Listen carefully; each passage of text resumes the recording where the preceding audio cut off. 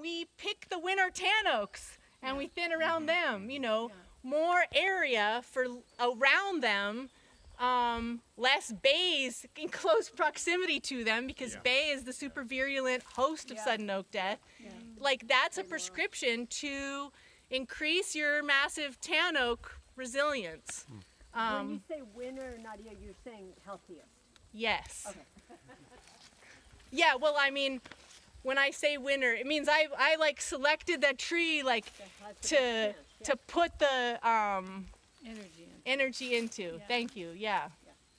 Is there any value to fallen trees like that massive tan oak? Only for the first year. Every different species has different things that happen to it lying on the forest floor.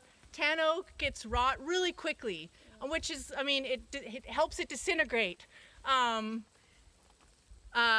Redwood will last a little bit longer if, you know, there's one on the forest floor. So sometimes if I'm, if there's a tree that fell over naturally, I might write check on it to like see if the sapwood and heartwood is still sound, and yard it because there's value there.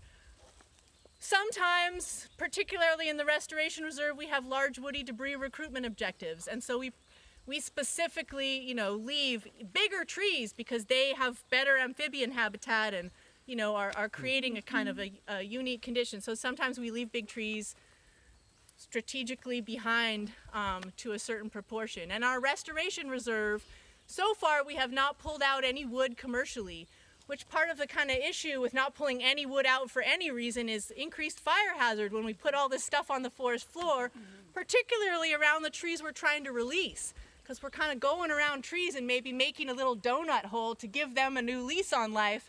But then you've got this accumulated, like a ring of fuel, and from my perspective, there's a short-term spike in fire risk, and I just like want to make it through that.